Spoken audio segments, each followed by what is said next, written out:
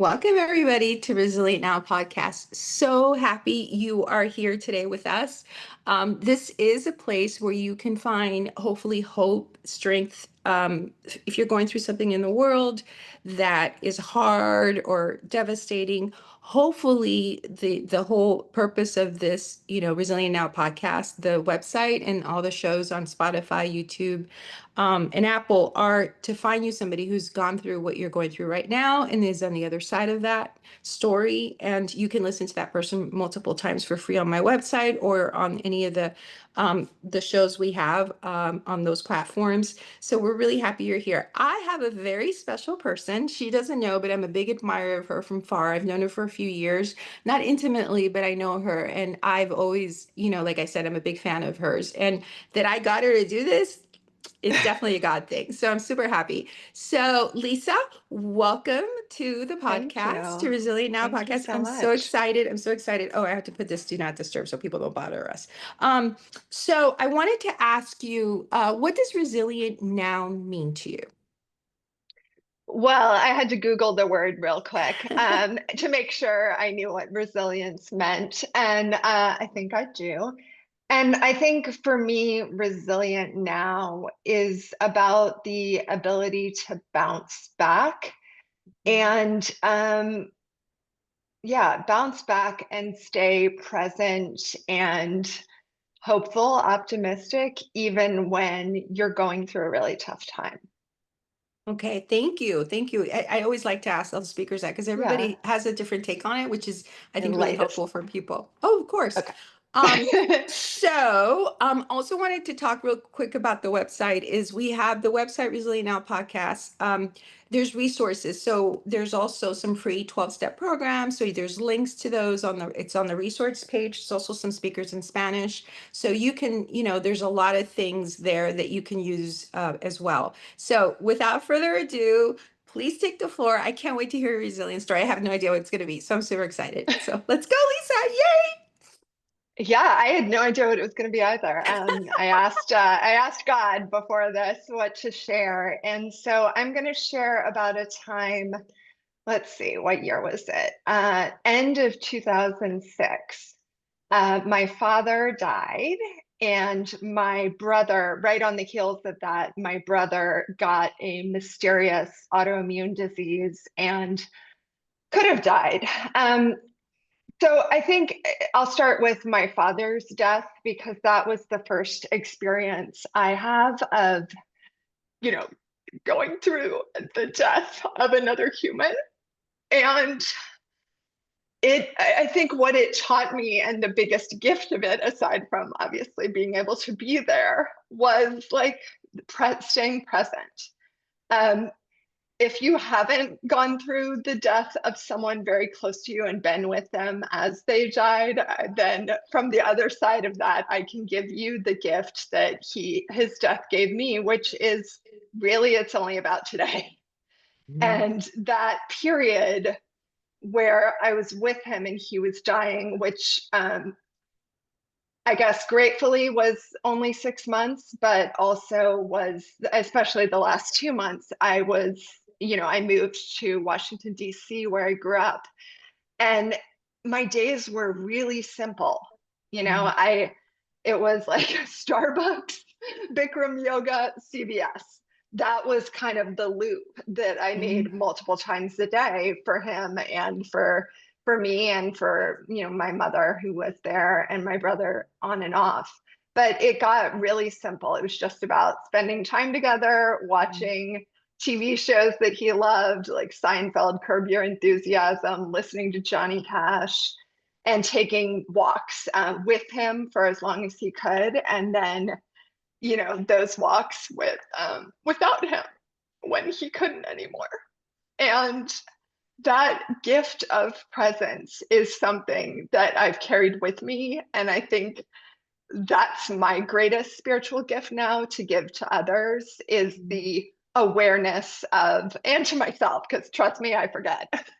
You don't always have someone dying to remind you that every moment is precious. But that is what he did, for me in the end, without probably being aware that that was happening for me. That's a beautiful gift to leave you, to be Yeah, passing. it's a huge legacy to have in addition to his love, which I feel maybe even that's the weird thing, stronger than when he Hmm. was here. Like He's I there feel with you. I'm sure of it. Yeah. isn't that, yeah, you feel that I call it the dead parent love. Hmm. That dead parent love is now in me, and I have the ability to shower that on others. And when it's been brought up to me, like, God, you love so hard, which ex-boyfriends have said, and friends, it's like, it's the dead parent love. It's not me. It's God, Yeah. and it's my parents loving through me. Um, so yeah, that was like part one. And God, I think this was also a gift that literally as he was dying, my brother was getting extremely sick. Hmm. And we didn't know what was going on. And it took many visits to the emergency room in DC, and then ultimately taking him to Baltimore to Johns Hopkins, to get help. But I guess what that did at the time was that my mom and I were a little bit spared the grief process of my father and that emptiness that can sometimes come right after, because we immediately had a job, which was, Yeah. helping and getting Your my brother. brother, Yeah. yeah, saving his life. And my dad's death had also taught me, I became his advocate as much as I could with talking to doctors. And it didn't really help in my dad's case because there wasn't much that they could do. But that ability and willingness and advocacy that I had built of like, you need to tell me, what you're doing, how you're doing it, and I'm going to read medical studies, and I'm going to tell you what what I think should be happening. That ability that I had cultivated in my dad's illness was really front and center for my brother. And, I was able to give that to him. And I think also learn the scary truth that at the end of the day, when someone has a mystery illness, the doctors basically turn to the family and say, here's what we think, you decide. Hmm. And that's even more terrifying because it's like Wow. they don't know, and they have a few options that might do something positive, but ultimately, like, the my mom and I had to make the decisions. They're not going to decide for you. So I Right. think that experience really taught me that, like, doctors are not my higher power. Doctors are not Hmm. anybody's higher power. They're human, and they're Hmm. doing the best that they can with the information that they have. But at the end of the day, it's really like a spiritual experience and a spiritual decision to say, okay, I have all this human information. Now I've got to, ask God and ask my inner being, like, what's the best right action and right choice that I can make for my brother, who cannot make Hmm. those decisions for because it was affecting his brain. So he Hmm. could not make those decisions for himself at the time.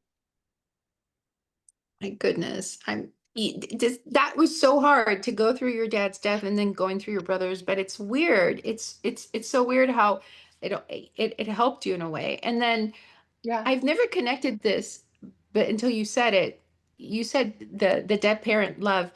I almost think that when somebody passes that you love so much, they open up. Maybe this is what it sounded like to me. I could be wrong. It sounded like a different part of your heart opens.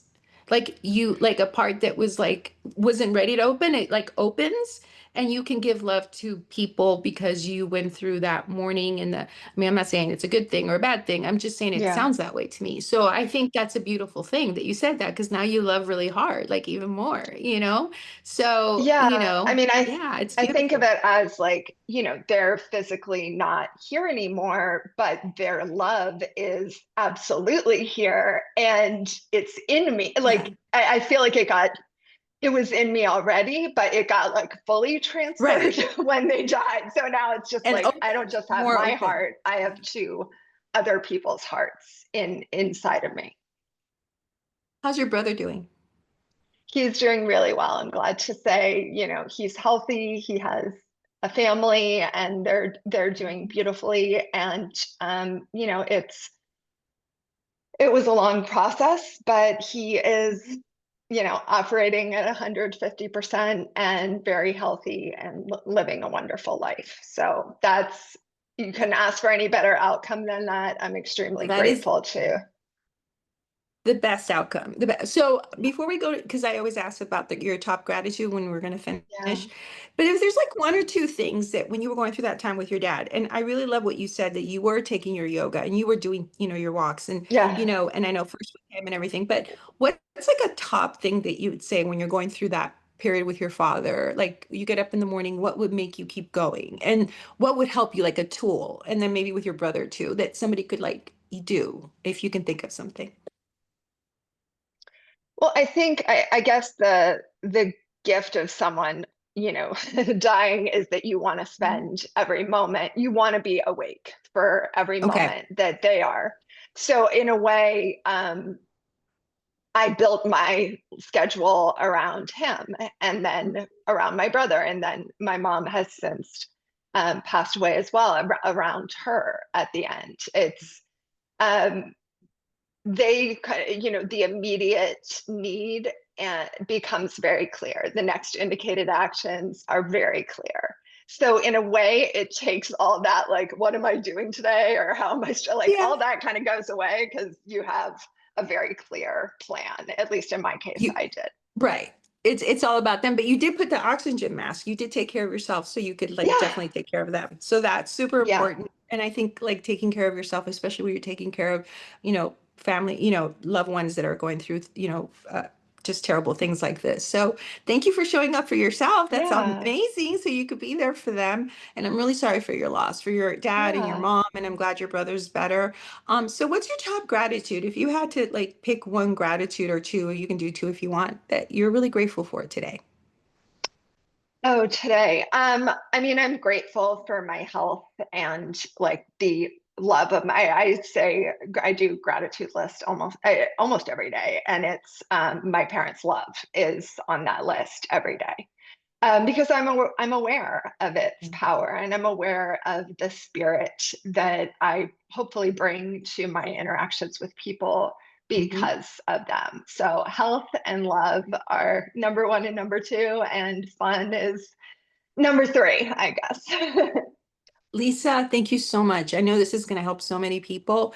Everybody, please, stay resilient now. Thank you, Lisa, for being here, and we will see you next time. Lots of love to everybody. Stay strong, stay resilient. Thank you.